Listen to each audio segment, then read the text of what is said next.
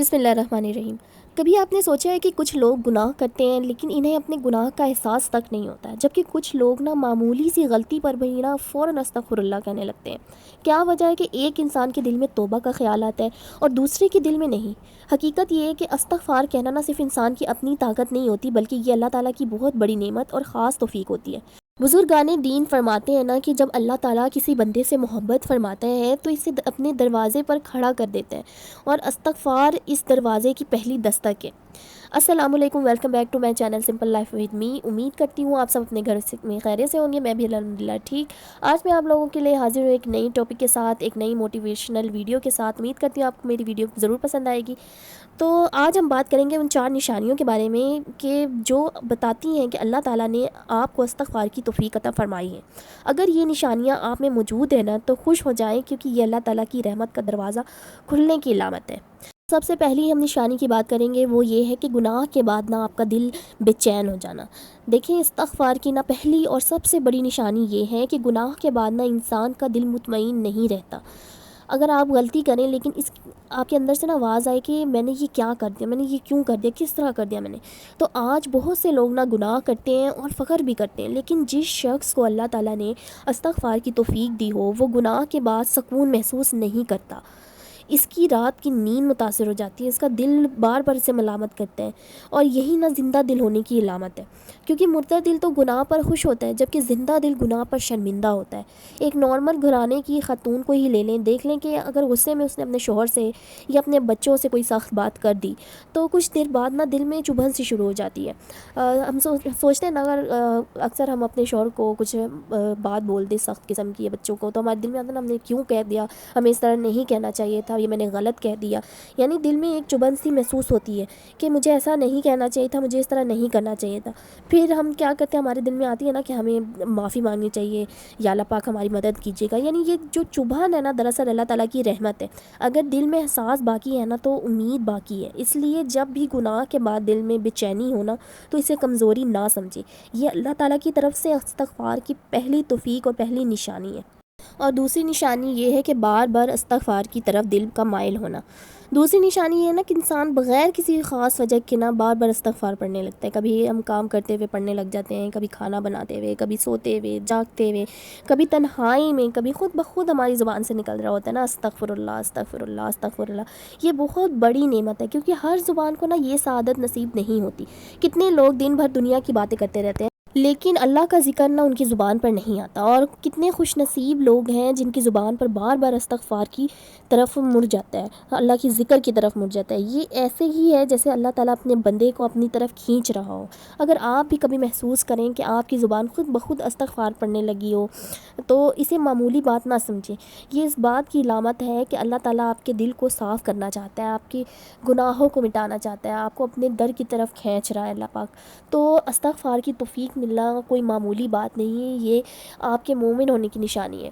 تو انسان کو چاہیے کہ ہمیں چاہیے ہر وقت ہم چلتے پھرتے اٹھتے بیٹھتے ذکر تو ہمیں کرنا ہی چاہیے، اسی کے ساتھ ساتھ ہمیں استغفار کو اپنا ضرور معمول بنانا چاہیے۔ اور تیسری نشانی ہماری یہ ہے کہ گناہوں سے دل میں نفرت پیدا ہوگی۔ تیسری نشانی یہی ہے کہ جن کاموں سے آپ کو پہلے مزہ آتا تھا اب ان سے دور ہونے لگے گا دل۔ پہلے غیبت اچھی لگتی تھی، پہلے فضول بحث میں مزہ آتا تھا آپ کو، پہلے لوگوں کی برائی سننے اور سنانے میں دلچسپی تھی، لیکن اب دل گھبرانے لگتا ہے۔ دل کہتا ہے یہ کام اللہ کو پسند نہیں ہے، دل میں آتا ہے کہ نہیں، یہ مجھے نہیں کرنا چاہیے، یہ غلط کام ہے، اللہ پاک نے اس کام سے منع فرمایا، ہمیں اس کام سے دور رہنا چاہیے۔ یہ تبدیلی اچانک نہیں آتی، یہ استغفار کے اثرات ہوتے ہیں۔ استغفار صرف گناہوں کو معاف نہیں کرواتا بلکہ دل کو بھی بدل دیتا ہے۔ جیسے جیسے بندہ استغفار کرتا ہے اس کے دل میں نیکی کی محبت اور گناہ سے نفرت بڑھ جاتی ہے۔ دیکھیں، ایک خاتون جو پہلے ہر وقت دوسروں سے اپنا موازنہ کرتی رہتی تھی، ہر وقت شکایت کرتی رہتی تھی، جب اس نے استغفار کو اپنا معمول بنایا تو اس نے محسوس کیا کہ دل میں سکون بڑھ رہا ہے، حسد کم ہو رہا ہے، شکایتیں کم ہو رہی ہیں۔ یہ استغفار کے اثرات ہیں۔ اگر گناہ آپ کو پہلے جتنا اچھا نہ لگتا ہو تو سمجھ لیں کہ اللہ تعالیٰ آپ پر خاص نظر کرم فرما رہے ہیں، آپ کو گناہوں کے قریب نہیں جانے دے رہا اللہ پاک۔ اور چوتھی نشانی جو ہے وہ یہ کہ دل میں اللہ کے قریب ہونے کی خواہش پیدا ہونا۔ چوتھی اور سب سے خوبصورت نشانی یہی ہے کہ انسان کا دل نہ اللہ کے قریب ہونا چاہے گا، وہ نماز بہتر کرنا چاہے گا، 5 وقت کی نماز کی پابندی کرے گا انسان، قرآن پڑھنے کا دل چاہے گا، دعا میں وقت گزارے گا، دل سے دعا کرے گا، لمبی لمبی دعائیں، فجر کے لیے اٹھنے کی خواہش پیدا ہوگی، صبح دل چاہے گا کہ میں فجر کی نماز پڑھوں، اٹھوں، اللہ کی عبادت کروں۔ اگرچہ ابھی مکمل کامیابی نہ بھی ملی ہو آپ کو، لیکن دل میں نہ آپ کی خواہش ضرور پیدا ہوگی کہ میں اللہ کی عبادت میں زیادہ سے زیادہ وقت گزاروں۔ یہ خواہش نہ بہت قیمتی ہے، کیونکہ ہدایت کا سفر خواہش سے شروع ہوتا ہے۔ جب اللہ کسی بندے کو اپنی طرف بلانا چاہتا ہے نا، تو پہلے اس کے دل میں نا اپنی محبت ڈالتا ہے، پھر اسے استغفار کی توفیق دیتا ہے، پھر آہستہ آہستہ نا نیکیوں کے راستے آسان کر دیتا ہے۔ اور اگر آپ کے دل میں اللہ کو راضی کرنے کی فکر پیدا ہو رہی ہے نا، تو یہ بہت بڑی خوشخبری ہے کہ آپ کو اللہ پاک اپنے دروازے پر بلا رہے ہیں اور استغفار کی توفیق دے رہے ہیں۔ دیکھیں، بعض لوگ نہ کہتے ہیں کہ میں بار بار گناہ کر لیتا ہوں، شاید اللہ نہ مجھے معاف نہیں کرے گا۔ یہ شیطان کی نا سب سے خطرناک چال ہوتی ہے۔ یاد رکھیں، جب تک اللہ تعالیٰ نہ استغفار کی توفیق دے رہے ہوتے ہیں نا، تب تک اللہ تعالیٰ کی رحمت کے دروازے بند نہیں ہوتے۔ اگر اللہ پاک آپ کو چھوڑ دینا تو آپ کو استغفار کی توفیق بھی نہ ملے۔ یہ اللہ تعالیٰ یہ چاہتے ہیں کہ ہمیں استغفار کی توفیق مل رہی ہے، اگر ہم استغفار کر رہے ہیں تو یہ اللہ تعالیٰ ہی چاہ رہے ہیں کہ ہمیں اس چیز کی توفیق ملے۔ اس لیے مایوس مت ہوں، بار بار واپس آئیں، بار بار توبہ کریں، بار بار استغفار کریں۔ دیکھیں، استغفار کے ذکر کی ویسے ہی بہت فضیلت ہے کہ استغفار، اللہ پاک فرماتے ہیں جو استغفار کرے گا اس کے رزق میں برکت ہوگی، اس کے زندگی میں برکت ہوگی، اس کے ہر چیز میں برکت ہوگی۔